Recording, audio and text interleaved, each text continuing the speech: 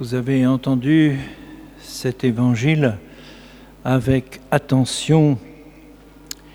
Des profondeurs, je crie vers toi, Seigneur, dit le psaume d'aujourd'hui. Des profondeurs, je crie vers toi. C'est un psaume qui a été choisi pour ce 5e dimanche. Les mots latins les plus anciens s'en souviennent. De profundis, le de profundis. C'est en effet des profondeurs d'un tombeau qu'un mort, l'ami de Jésus, va s'entendre appeler « Lazare, viens dehors ». On peut voir dans notre évangile d'aujourd'hui 3 réalités. La première, c'est le constat d'une détresse, d'une souffrance. Ensuite, c'est la proximité de Dieu. Proximité pour chaque être humain. Et la troisième chose, c'est la responsabilité que nous avons d'annoncer la bonne nouvelle. De profundis. Depuis des siècles, des croyants ont prié ce psaume, bien avant Jésus et bien après. Et chaque génération fait ce constat du mal, de la détresse dans laquelle nous sommes, des angoisses.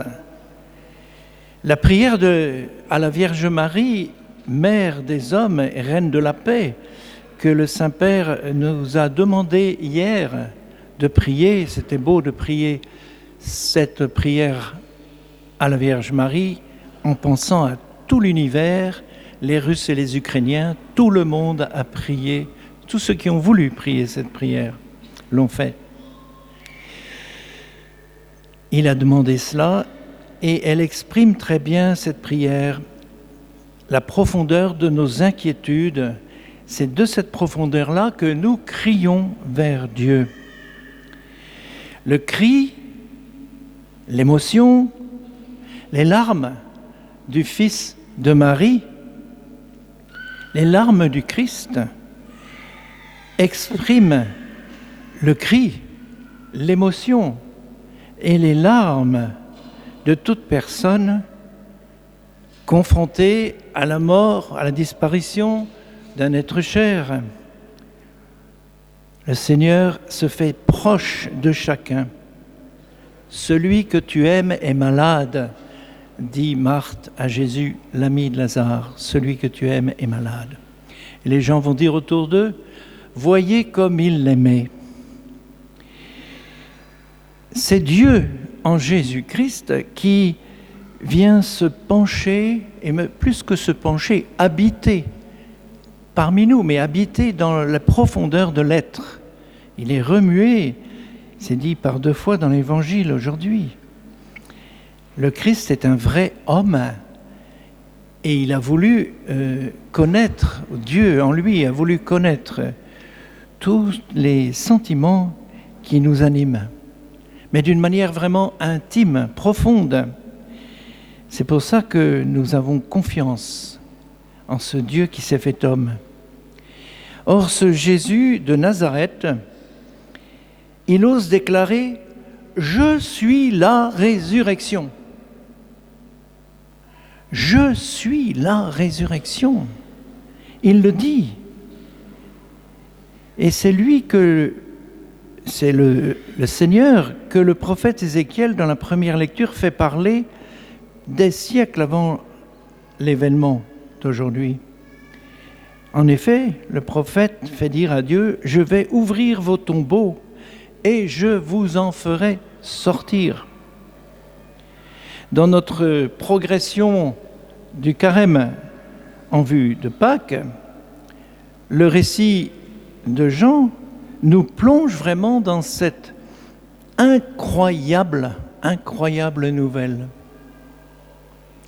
Hier, on fêtait l'Annonciation.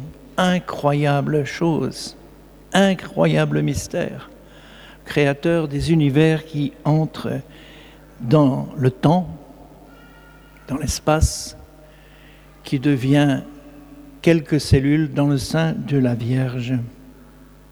C'est incroyable. Et ce Jésus, il habite parmi nous. Et nous sommes vraiment, Saint Paul le dit dans la lecture d'aujourd'hui, les maisons du Saint-Esprit, les temples de l'Esprit, les hôtes de l'Esprit Saint.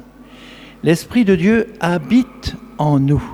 Et vous, les catéchumènes, vous allez recevoir cette grâce extraordinaire de le vivre à plein. L'Esprit habite en nous. Saint Paul le dit aujourd'hui dans la lecture qu'on a entendue. Il le répète en nous disant que le Seigneur est venu pour que nous ayons l'Esprit Saint, que l'Esprit Saint soit en nous.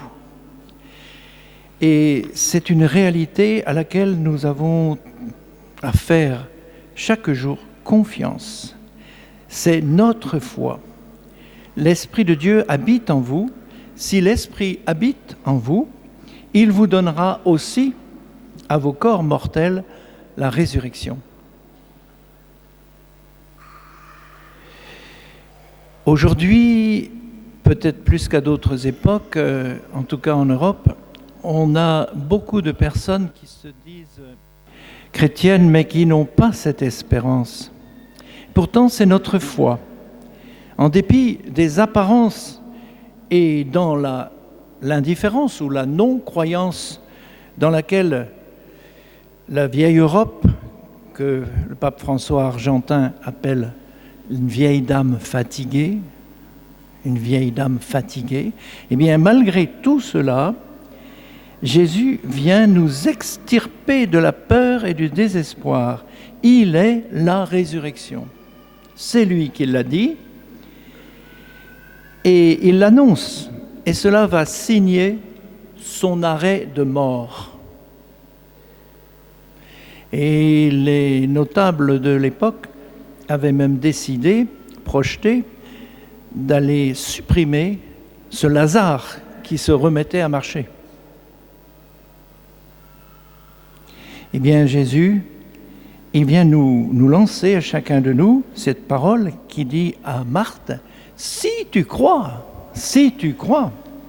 tu verras la gloire de Dieu. » Alors ce matin, nous sommes ici dans toutes les églises et nous croyons et nous nous réconfortons.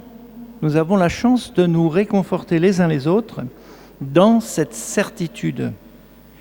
Nous avons à en vivre et aussi à la dire, à ne pas la cacher. Si vous avez vu le film avec Gad Elmaleh qui lance une petite chose humoristique. Tu es musulman, toi? Oui, je suis musulman.